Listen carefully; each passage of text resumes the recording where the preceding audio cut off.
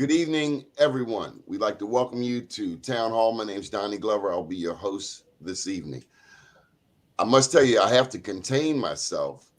We're talking about a topic tonight that's very near and dear, not only to my heart, but to the hearts of those who are participating in tonight's discussion, including Michelle Howard. She's been long working in the fields of uh, minority business, disadvantaged business, women's business enterprises. We also have Mr. Wayne Frazier, president of the Maryland Washington Minority Companies Association. Joe Gaskins, he's been a longtime advocate out of Prince George's County. I'm very grateful for the Nelson Mandela Award he bestowed upon me some years back, and he's representing clergy and business owners there in Prince George's. Good evening, everyone. How are you? Hey, Good, great. We're Doing going to great, try this Donnie. one sound check. Alfred, are you with us? Okay. Well, maybe next time, Alfred. Alfred is the guru for me. Michelle, let's start with ladies first. Tomorrow is the opening of the 2022 Maryland General Assembly. It's the 444th session. How important ought minority business enterprise be to our legislators? It should always be important to our legislators. Sometimes it's a up and downhill battle. Sometimes it's only used for political platforms. Okay. But it should always be the subject and topic anytime we have a session. Either how to improve it, to either say these are the things we're going to do to make it better, to have better ideas, to say, is it working? Is it working with what we have in our own state? So it's Let me extremely important. let me also say thank you for your service in the U.S. Military, but also for your advocacy for veteran business owners, including a lot of Black women. Yes, yes. Thank you so much, Donnie. Appreciate that. Good deal. Homeboy. That's what he always calls me. Mr. Wayne Frazier, how are you, sir? I'm great. Thank you, Donnie. How important ought minority business enterprise be as we enter tomorrow's Maryland General Assembly? Well, obviously, I am very, very concerned that our legislators don't take minority business as the number one opportunity to bring many of their communities out of dependency. Um, they see it as just a group of folks out there looking for a handout and trying to selfishly just grow their businesses. But what they fail to forget or fail to understand is that the majority of the employees of the minority businesses are minority folks, come from their communities. And if you don't support them, they can't support those who are employed by them, who are going back into the communities and taking care of their families and keeping the community strong. Obviously, I'm selfish about minority business, but in my opinion, it should be number one priority. It creates wealth. Yes. It places money throughout the community. It's cash flow. We need that. And guess what? It's legitimate cash flow. You don't hear about minority businesses going to jail. They're not out here committing fraud. They're out here working hard and trying to make it in life. And our legislators, they constantly miss the boat on that. I mean, God, I hate to say it because someone will be watching. Well, one's actually joining us now on that segue. Former Delegate Herman Taylor from Montgomery County, also Delegate Darrell Bonds, who's the chair of the Legislative Black Caucus of Maryland. But before we swing the limb, let's not forget Mr. Joe Gaskins. Joe, what saith you on the state of minority business enterprise as we enter the 444th session of the Maryland General Assembly? Donnie, it's a sad state of affairs. I started back in 1986 with the Prince George County Contractors Association, and during that time, when we were pushing for fair and equitable participation at the table, and during that time we had people like Arnold Jolivet at the table, Robert Clay, and all those guys, Mhm. and we really made it a emphasis for African American companies, Yes. and we were on the point. And so we really didn't take any shit from people during that time. I mean, we went up to Annapolis. I mean, I still carry the brands and the beatings from being in the General Assembly arguing about fair and equitable participation by African American firms. So, entering into this next session that's up, um, some of the things are still at the table. I hope that what we can do is make a difference. And myself and Wayne, we've been at it for a long time from a contractor's perspective, and we still have issues when it comes to major highway participation on major contracts on highways where at this stage of the game, project labor agreements Mm. mean more Mm. mean more than MBE participation or African American participation. And unless we stand up, we will constantly see an attack on voter rights. If you can't get it right on an equitable business basis, then you'll never get it right because you'll never be able to control your political environment. There And you go. so hopefully there's going to be some good changes here that will benefit the African American businesses who I represent and Wayne represents as well. Yes. But it's a wait and see. We have a lot of things on the table waiting to see what takes place during this particular session. Well, let's and not to step over you, Alfred, because you have a very special role in tonight's discussion. But long time no see, former Delegate Herman Taylor, also Mr. Chair. Good evening to you. Yeah, good evening, Donnie. Good to be on your show. I apologize. It was a skipping there. I couldn't hear what you said at the end. Good evening But to it's you and welcome. thank you, sir. It's good to be with you again, as always, man. Appreciate you, and delighted to take part in this discussion. And as I told you earlier, we are at an event supporting a candidate, Chairman Barnes and I. You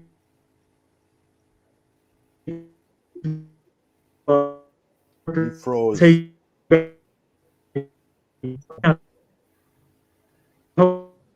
For a candidate, so that's why we're here. But we wanted to come out and support your program, and I wanted to bring Chairman Barnes along with me, and to take part in this important discussion.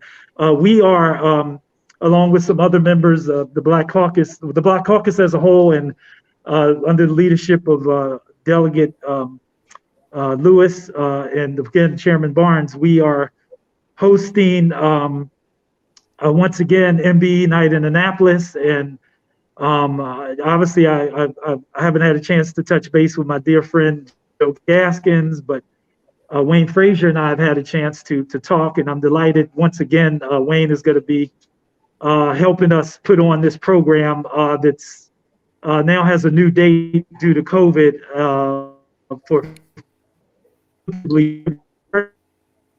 And as you know, Donnie, you were the media sponsor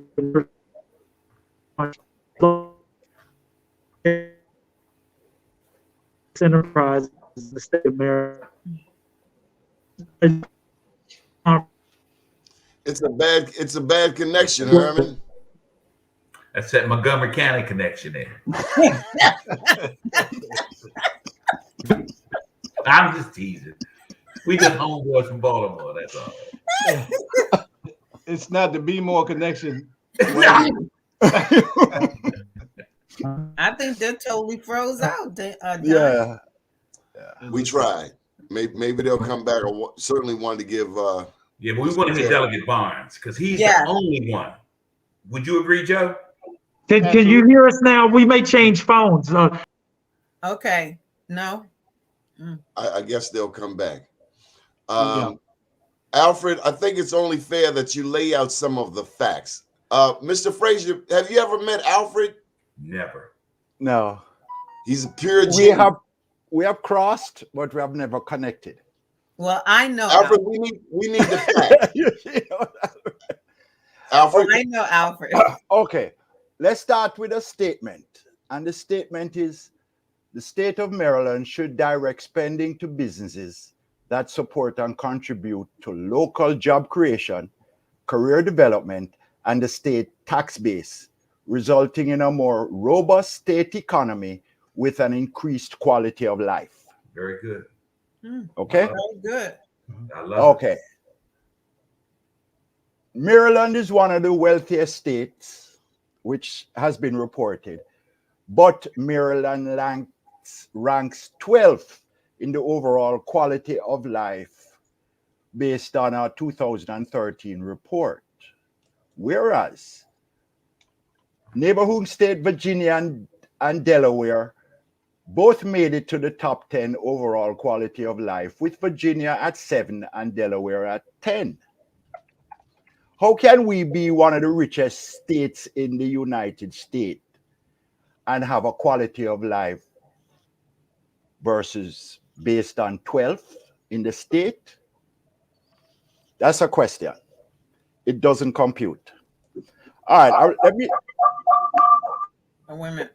You got an echo. go ahead. Okay, I did a quick research because I like my numbers. The Maryland database of certified firm Maryland-based companies has 6,276 members. Maryland-based. African-American males, the men, 2,203, which is 35% of the Maryland-based companies. African-American women, 1,264, which is 20% of the Maryland-based companies. That's 55% of the Maryland-based companies are African-American. Wow. We do not occupy 55% of the marketplace. Maybe 10%. No. No? No, we don't.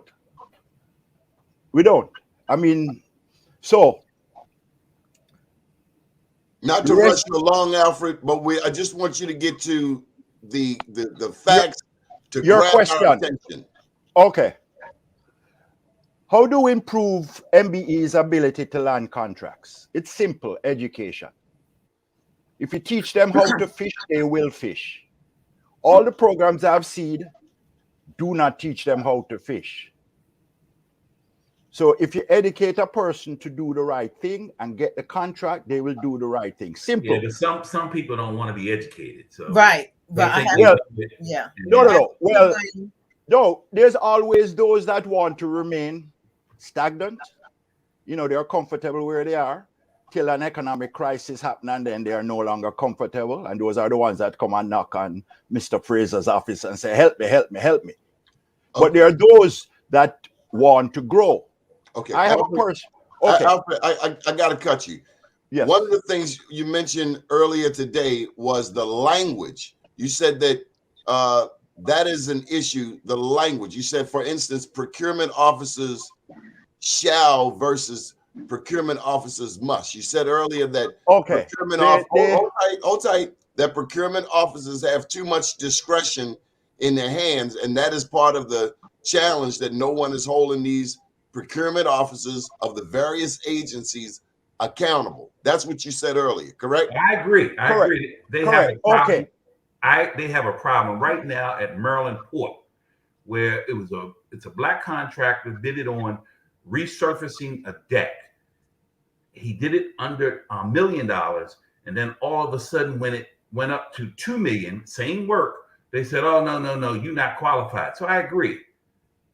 It's a major problem with the procurement officers having that much authority, that much say over an opportunity. they need to be checked. I mean, Okay. Let me It interject. also goes to the procurement law. The right? procurement officer is a function. It is not a title, because the regulation is written by the procurement organization. They use that term. If you read the description, it says the person who does this. When it's convenient, it is a title. When it's not, it is something else. gotcha. Okay. So I got to get a translation. Yeah. Michelle, help me out. So it still goes back to the fact of the law. When you start talking about COMAR Title 21 and all of the procurement law, okay, it is the person who must ensure that the processes and procedures of the law is carried out. That's where your interpretation comes from. But where's the oversight? It's not consistent. No, There's it's not. none. Okay. And that's why we need Delegate Barnes. You know what? Okay, so let's give him a chance to chime in. Welcome, Mr. Chairman. How are you? Good. How is everybody this evening? Good. Right. Listen, I came in on the tail end, but I really want to say I appreciate the opportunity to jump on. I think the issues that we are speaking about tonight, centered around our MBEs here in the state of Maryland, needs and must be addressed. Unfortunately, in Annapolis, there are not enough entrepreneurs or business-minded individuals that will help put forth meaningful legislation that's going to help a population that spurs economic growth within the state of Maryland. That's right.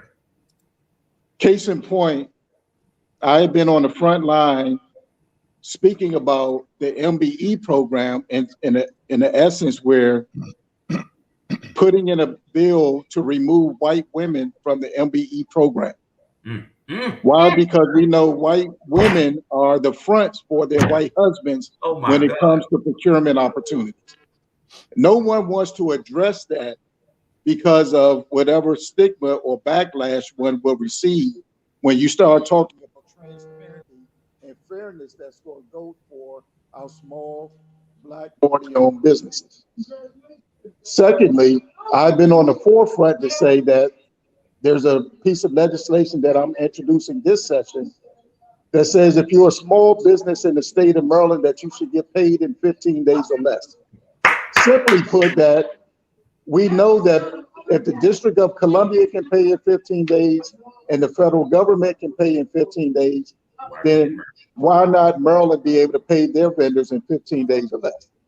If anything that COVID has taught us, if our businesses were getting paid on time, most of them or some of them would be able to keep their doors open because they would have the necessary funding for payroll and operational expenses and so on and so forth. Cash flow. Listen, I stand with you guys 2,000%. I believe that there needs to be a stronger coalition of other like-minded individuals that we can bring together to really start a movement when it comes to these types of issues. That's why in Prince George's County, I started an organization called the Bi-County Business Roundtable. Simply put, because I see where businesses are needing assistance and help, right? We don't need organizations that's just doing whatever. I want to make sure that we can put forth not only meaningful legislation, but we need someone within the General Assembly that's willing to champion an issue and unafraid to speak up and speak out on things that impact our community, period. Okay. Well said. I agree. Herman, I think I agree. Faces. Oh, I'll tell you, Alfred. Herman, you want to chime in there?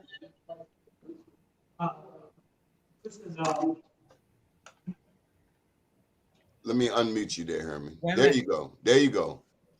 Yeah, I certainly agree. I've been working closely with the Maryland Black Caucus under the leadership of Chairman Barnes, trying to advance legislation. When I was serving in Annapolis myself, that we were constantly working with the community, working with business leaders like Joe Gaskins and Wayne Frazier, and trying to put forth legislation that that can do something to create some type of opportunity additionally that minorities aren't getting now. But I think there's so many moving parts to this in the state of Maryland. The legislative aspect is one piece, but then, of course, as you know, we have the executive branch, and then you have sometimes the procurement officers, as was mentioned, or sometimes more so the program officers that are controlling these deals. And so what I'm finding with the work that I'm still doing in terms of advocacy for minority businesses, as the buzzword we've always heard being systemic, the issue of, it's systemic. It is systemic, and it is deeply systemic is the problem. And how to change some of these habits from state officials excluding minority firms from participating still remains the obstacle. But I know one thing, and that's one of the bills that I passed that was a major tool for compliance in the state of Maryland's toolbox, and that was to make sure that primes weren't circumventing the programs, and therefore I made it a law. I made it under the criminal statute that if they are saying they're going to use someone or don't, or in some way of circumventing the program, they will be held criminally responsible, and that moved the needle. So I just, I think there's, as we all know, there's just a hell of a lot more work that needs to be done. And right now, there is some backward movement in terms of what we're hearing, in terms of the numbers that are coming out. As we know, MGT just won the award to do the disparity study. We're in the process of undergoing that right now to see what's going to happen with that. Well, I got to tell you, Mr. Taylor, that Alfred Isaacs is chuckling because he's going to tell you, mark my words, that the only thing that you need to do on the disparity study, the only difference between this year and 10 years ago, whenever the last one was done, is the date. Right. Yeah. Well, I mean, listen, these companies. Hold tight, Alfred, is that correct? That is correct. What has happened, I said to Doni that it's the best deal in town. Yeah, that's what I was about to say. 2011, I write a disparity study. I sent it to the state. 2017, I write a disparity study. I send it to the state. It is identical because the state has not implemented any of the recommendations. That's right. Now, this new company is going to come in. Again, they're going to look at the historical, and they're going to draw from the same conclusion. The MBE disparity study and the DBE disparity study has the identical recommendation. If you put the two of them together, and I'm not talking about them, just look at the recommendations. They just move them around, but when you find them, they are identical. Yeah. If you keep doing what you're not doing, how can you expect change? So what I would recommend is that you implement the disparity study. Don't wait until the next one. We can tweak it. Implement the current disparity study because it says African-American males have the hardest time getting as credit. What does it say about white women? They're not in the disparity study. They're not disparaged. They're not disparaged. So they're in the part of the program. They're part of the program, but they are not. They are in the study. They are in the study. They are in the study, but they are not part of the major recommendations. Let me just say this. So I have seen a lot of the Maryland disparity studies. I do have to say, Isaac, some of the recommendations have been implemented over the years by GOSPA. It used to be GOMA, now it's GOSPA. So they have implemented some of the recommendation over the years, especially when it comes down to the disparity dealing with the sub goals in the study. So what about those sub goals? What could we do to increase sub goals for African American businesses only? Okay, let's talk about the sub goals. No. I'm asking Michelle. Michelle, what could we do?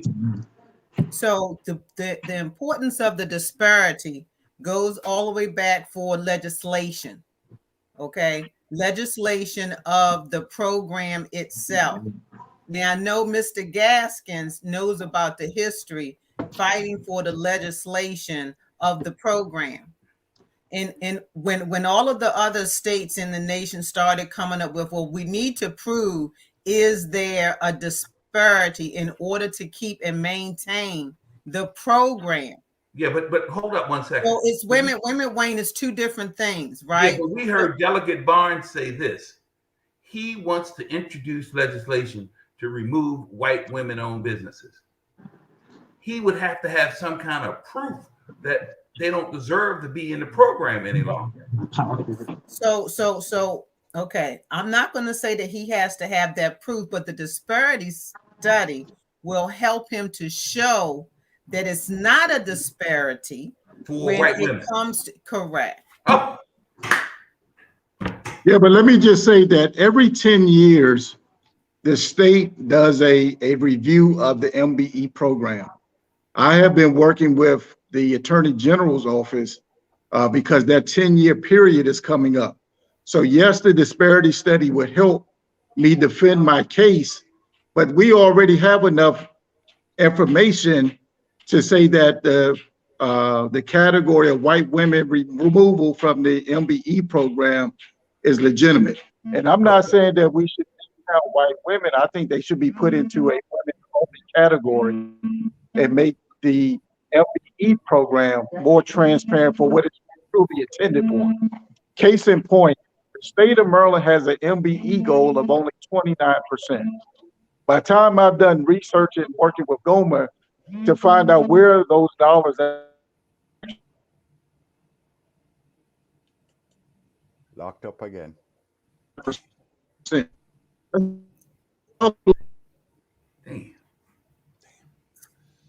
Donnie, let me say this while you're getting him back. Can you hear me? Loud and clear. Yeah. Donnie. Okay, I want to say this. The program, when it was originally designed, Surface Transportation Act, 1964, I think. When it was designed, designed in the only reason why white females were in the program, period, was because there was an underrepresentation of African Americans in Congress. So they really needed to include them in order to get the senators and that's right. congressmen to get the legislation approved. That's right. But they had one caveat in that law that allowed for people to be removed. It's not a program that you can just sit there and suck on an orange forever and you get fat and everybody else lose in the process. Some people are supposed to graduate from the program. So if you look at the empirical evidence of what's taken place over a period of time, you'll find that at least two groups are probably doing the same that they were doing when the program, or if not worse. And those are African Americans and Native Americans. And Native. Correct. Mm-hmm. Those are the two groups that should be in the program. Mm-hmm. All right, now, yes, they're definitely females need to have graduated up because, of course, when a major firm wants to exclude an African American firm, it's an easy thing to do, to transfer it over and put it in a female name. Okay, move them out, graduate them out of the program, and allow it to do what it's supposed to do. There are sunset provisions there. And if you attack the program from that perspective, yes, then you're making the program work. But you can't keep embracing people, keeping them in the program based on the fact that you need their vote for the program. It's impossible. I just want to jump in here for a second. Not only do we have the Maryland General Assembly kicking off tomorrow, this is also a gubernatorial election year. Who do we like for governor? Who will push the envelope for minority business enterprises? What saith you, panel?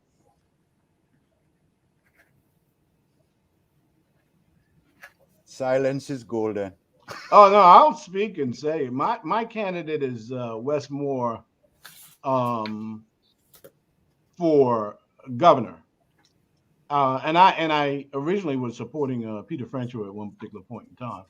I was discouraged by the individual, and I moved on.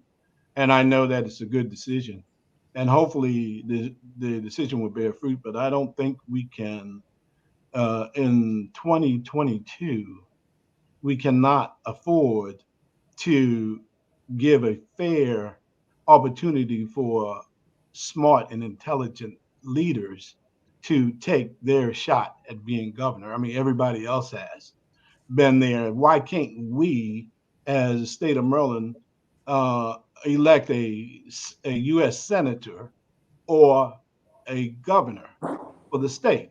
And it took the Republican Party to elect the first African American lieutenant governor. So the party that I've been a part of for all these years have not stood up. They've not done what they're supposed to do. And even when it came to time for them to get the support of the party, African American candidates, it didn't show. They didn't show. Even the elected leadership, the white leadership, did not support the African American candidate. And we got to get way beyond that. You know, I had the opportunity over the weekend to look at Harry Belafonte. You know, over the years, he was such a pioneer in terms of making a difference. And we sometimes forget about him because we think about Martin and Malcolm and all those guys. But this guy had the media, Donnie, what you have. And he used his position to really make a social change with the small person, the child, the person who wasn't in business, the person who wasn't a political person. That's what we have to do as business people. In order for us to make that change, we have to show a physical change that they can understand and they can follow and they can see that we're making progress. But it's got to show up in dollars. If it doesn't show up in dollars, it's nothing.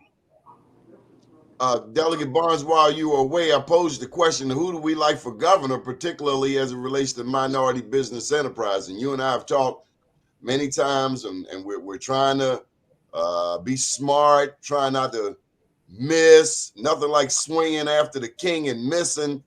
At the same time, while we have all of this optimism for members of our own party, as Joe Gaskins has pointed out, it's the cats across the aisle who have done some things we wish the home team had done. So who do we like for governor? You know, I've said time and time again that I'm looking for someone that is going to really look at our needs. Because what I don't want is for us to have this conversation 4 years from now or 8 years from now saying, I wish we would have done this or done that. At the end of the day, I believe that I want a candidate that is going to put forth an agenda that speaks to our needs. And what's most important for me is the people that surrounds that governor that has the same ideology that we do as far as making the necessary changes. And I believe that there are certain cabinet positions that we must focus in on that really tend to the needs of what we're all speaking about right now. That is the heartbeat of procurement opportunities here in the state of Maryland. Who's someone that really understands our issues. And I think that's going to be the person that we want to sit around and rally behind to make sure we get across the finish line.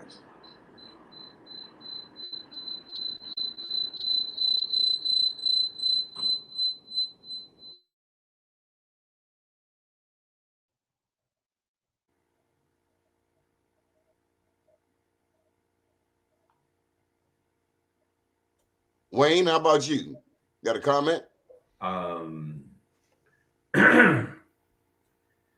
I just ditto what the chairman just said. I've been around a while. And what I've learned, Wayne, support them all.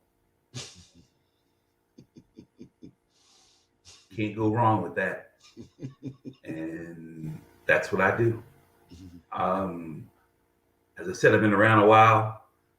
I've been freaking disappointed. Like every year. So I want the candidate who will be able to resolve issues when they come up in the agencies and And they will, because the moment you sign a contract, you got a potential issue. That you can call them, and then they can flow it down through their secretaries, through their directors and chiefs, to make sure that these contractors get paid and get treated fairly, because you're dealing with the folks in the lower divisions, and they're the ones who cause the disputes. It's not the heavyweights. They're there to resolve it. And that's what I want. That's what I want. And that's why I wish them all well. Herman, any advice? Yeah, I mean, listen, none of these candidates. For office, Herman? Are you running this year? Nah, I don't know. We'll see. Breaking news. No Breaking decision. News. I haven't heard the candidate speak to the issue that I've been looking for now over to what I've been in the legislature. It's remained the same in terms of the advocacy. I haven't really, one of the things that I learned when I was serving, when I started serving over 20 years ago in the legislature, and I became, the policy issue in the legislature. And one of the reasons is, multiple reasons. One, of course, I had a very successful minority business before I got to the legislature. I was a successful 8A. I wasn't that certified. I scaled the office products business to $20 million. So I had those, that background and that home card. The biggest issue was no one else understood in the legislature, which really made me the de facto policy expert, because none of them, the people that are running today and interested in one of the candidates, possibly for governor, but they don't know anything about this. Okay, that's one of the biggest problems. And there are people that aren't from the having or owning a minority business, or their family wasn't a minority business owner, they just get the issue. They can tell you every other thing about the environment and transportation issues. And when I got in office, there was so many issues. And I would notice, especially when I first got in, I wasn't as good as the other people, especially non-minorities. I wasn't as good sometimes on issues. They just seemed like they knew it all, right? Until it came to inclusion of public contract. Okay, we got a bad connection there, Herman. Joe Gaskins, you want to jump in on that? I mean, that's a great segue to a lot of the advocacy. I don't want to move it, but I want to just say this.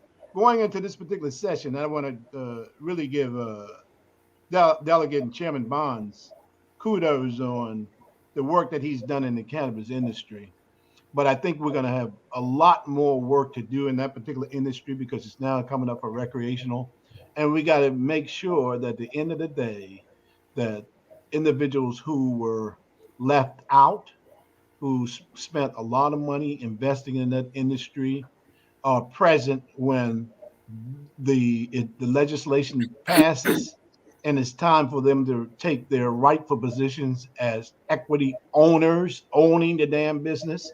That's where we need to be. And I'm going to go back to Daryl, because Daryl was with us. He was a spirit. He was a person that stood up with us doing that that entire time. But now we have to make sure that going into this session, and more importantly, 2023, that those people who spent hundreds of thousands of dollars are there in the game. Also, the same thing on the sports betting. There's got to be another way to approach this. Maybe it's a dead horse at this particular point in time. But when you have the big boys who basically tell you that we don't have no MBEs, we don't care about the state of Maryland, the laws, whatever legislation they put forth, we don't want no partners, and we're going to put them in place. And when you cannot control them, then we have an issue in terms of doing things. And I think what we need to do as a business community, we really need to rally and to be supportive, but to come up with the platform for our legislative leaders to support us. And going back to what I said originally, that myself and Wayne have been worked on. I mean, you got a major project. How many million is that for the highway construction, Wayne? 13 billion over 10 years over in Prince George's, Montgomery County, the I-270, Absolutely. 495. Yeah, and we have a potential to be left out of the whole damn thing. And Right. it's going to go down to the union controlling the deal, Donnie. It don't make no damn sense. It's ridiculous. Michelle, I'm going to tell you who I vote for governor. I vote for you for governor because, first of all, you be the prettiest governor ever. You're smart, you're a veteran, and you're a Black woman business owner. Well, you know, I'm going to tell you, one of the first things I would do is empower those people who are program professionals, because we do not have the authority that is needed in the minority and DBE program offices. They do not make as much money as the procurement professionals. You know, the resources are never there for us to support, you know, the minority programs. It's always a struggle to get, you know, resources and technologies into those offices. Like I said, the empowerment of authority is not there. So one of the things I would do would be to empower, give more authority, put it in writing into Comar Title 21 of the authority and empowerment for the people who work in the small business offices, and pay them and give them the resources they need to support the small businesses in these programs. Okay. Wayne Frazier, before I lose you, there's something that you want to share with anybody running for governor. What do you need from them?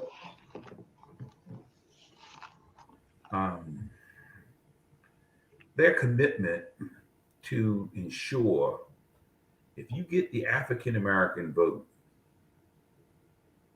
and for the Democrat who ultimately runs against the Republican, they don't get the African American vote. And that vote will probably be the vote that will take that person over the top. Don't be, you know, chump and then squeamish once you get in office.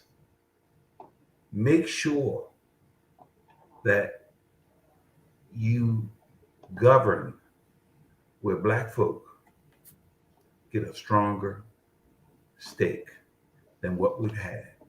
And there are folks out here like Joe Gaskins, Delegate Darrell Bonds, and myself who will be able to assist you. Even if you don't like us, call us in, because we can make life better for you. How about you, Joe? We know about Wayne Frazier's group. We know about your group. Pardon my ignorance, but are there any other advocates like you and Wayne who should be in this discussion? I'm sure there are others, Donnie.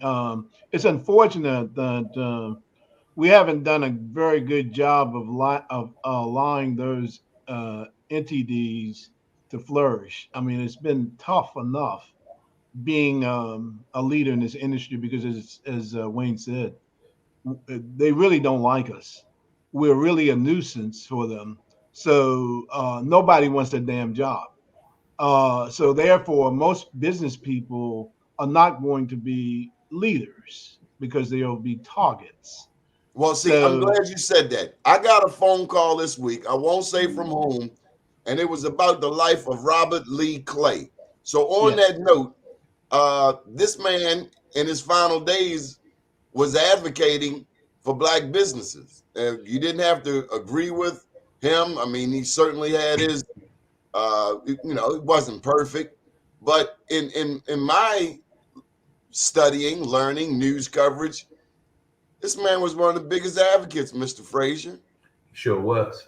He and Arnold Jolivet were instrumental in introducing me during my midlife business crisis to move over from banking and finance to advocate for Black folk. Mm-hmm. Crazy, ain't it? So no, Robert Lee Clay was, he was also, when I was a chief loan officer for Harbor Bank, back in the early 90s, he was a customer. Robert Lee Clay at one point had the largest line of credit of anyone, 300,000, and this was in 1989. It's amazing what that would be worth today. Yep. So no, I have nothing but love and praise for Robert Lee Clay. Alfred Isaacs, come on, give us a couple more tidbits that we need to know as we continue this discussion on minority business enterprise. And thank you all for joining us tonight. Come on in, Carla. Don't be on the sideline. Come on in, Carla. There you go, Carla Chambers. Her show is up tomorrow evening at 7 p.m. Carla, come on in this discussion. Stop playing. Alfred, give us a couple more tidbits. Okay. There you go. All right. It seems like Miss Howard has read some of my notes. Okay, let me go through my notes. But let me give another fact. Both of these two, both Alfred Isaacs and Michelle Howard, hail from Jamaica. Wow. We're the weed man.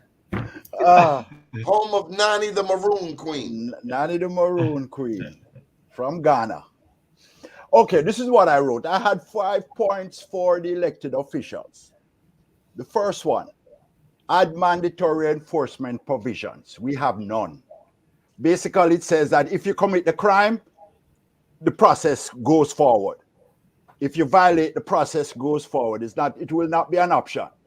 So if you do something wrong, there's a process that goes forward. That's one. Kumar, economic policies, Kumar 21. Remove the term procurement agency and replace it with the MBE liaison. 3, reset the authority and responsibility of the MBE liaison to include the mandatory enforcement provisions. Woo! Yes. Implement the recommendations for the disparity study. Implement it. Just decide to do it and do it. We can always tweak it later. Update the MBE manual. The last amendment to that document was July 2014, and it does not include the additional procurement vehicles like design build and contract managers at risk. We do not know how to manage them. I know how to manage them, but I don't write policy or procedures. Okay, Michelle, can you explain that to us lay people? Okay, so basically what he is saying is update COMO Title 21 to give it the empowerment to the small business offices personnel so that they can, when something goes wrong on the contract, they have the power to be able to ensure that we can say what takes place. Not, no, we can't say anything. We have to turn it over to in the procurement process. We can still have the power, authority, and still enforce the entire process. Because most people think that it's a separate process. It's really one process, and the small business is a component of it. So that's why it's written the way that it's written. Okay. Can I add one thing? The social economic, the MBE DBE program, in a nutshell, it's the only procurement process where that the small business gets approved before the prime gets the contract. When they submit their documents, we who do the review, what I call the gatekeeper, decides if it meets the requirement. If we say no, there is no prime contract. The gatekeeper is the most important person in the process because it keeps the garbage out. The problem is the way it is written, it's done and the procurement officer makes the determination. The question I ask is, why bother with our review? Just make the determination if you have the authority. They know how it is written. They understand where the touch points are. When it's convenient, and I keep saying they are the procurement officer, but when it's not, they want somebody else to make a determination. We now need to identify who makes the determination, what power they have. The federal program only talks about the DBE liaison. It does not talk about procurement. And one of that question was asked at a conference. They said the procurement officer does not run the federal program. The DBE officer runs it. In Maryland, the MBE liaison is supposed to run the program, not procurement. They should not be written anywhere in the manual, anywhere in the social economic policies, because they are a part of buying. They hate when I say that, but they just buy. Okay, so That's all Alfred, it let me get some feedback from my other panelists. Carla, welcome. Good evening. Thank you. Last minute, so sorry. Carla's on this network tomorrow evening at 7 p.m. Carla, you certainly have a lot of experience in the MBEs. Any thoughts? Well, to pick up on what Alfred said, I do know in Baltimore City that can be an issue. Procurement does have a lot to say and do about who can be on the solicitation and the at the end of the day. Even though the MBU chief says yes, this person is in good standing, yes, they are part of the certification directory, but the yay and the nay is written in the procurement and the solicitation. So you can live and die based on that procurement and the solicitation. And that's at the root of the problem. And so when various people, whether it's Baltimore City, Baltimore County, I happen to be on the procurement commission for Baltimore County for the last year, and we had to strip that whole process just to go over a lot of things to say what works and what doesn't work. A lot of things we were able to get past, we meaning from the minority business community, some things we couldn't. But that it can live and die in procurement.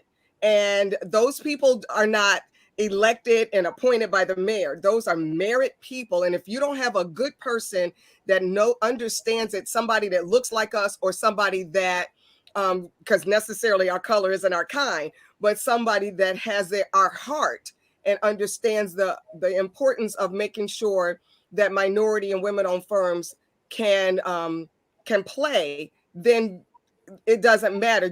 We can have advocacy, but they can write rules and procurement that can keep us out.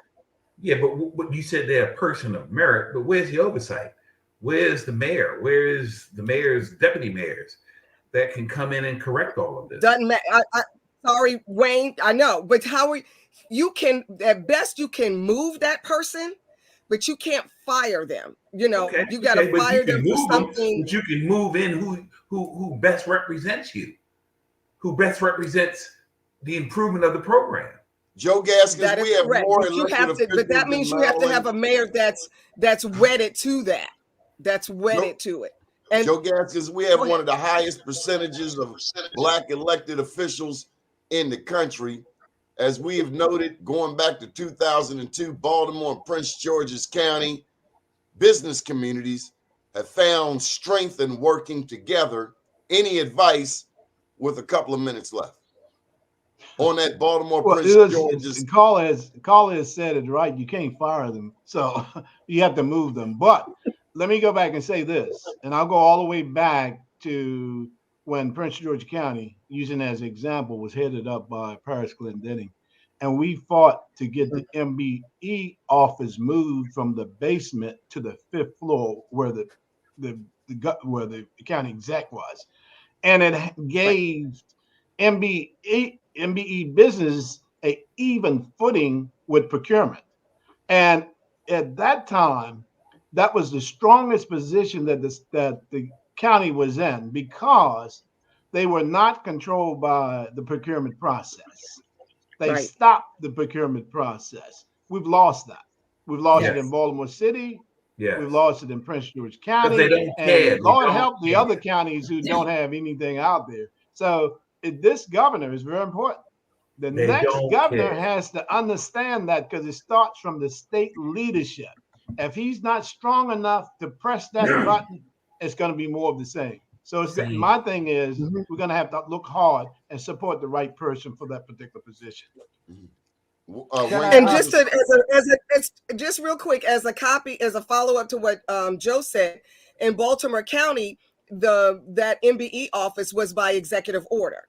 And so what we suggested is that you codify that office. And that's been our recommendation. Yeah, Same but thing you got with a weak, MBA you got at a the weak federal county level. executive out there. A weak county executive. Johnny O, he need to go. I'm not going to get into that. I'm just telling you what we have recommended, Wayne. Well, That's all I'm well, going to it say. starts at the top. Okay, Michelle, your final thought. We're about to close out. My final thought is that we need to support those who support us. Yes. Thank you. Alfred Isaacs, any final thought? Show me what you have done and I know who you are today. If you haven't done anything, why should you change? Mm-hmm. Show me what you have done. Love is an action word. Carla Nelson, Joseph Gaskins, our champion down in gorgeous Prince George's. Michelle Howard, you left us here in the state, but you moved to D.C., and we're still proud of you. Wayne Frazier, keep on swinging in Maryland and Washington. And Alfred Isaacs, you got to teach me some patois. My name's Donnie Glover, and we'll be back tomorrow morning at 9 a.m. for special edition. Thank you so much for this all-important topic, the state of MBEs in Maryland. Thank you, folks. Thank you. You're welcome. Thank you.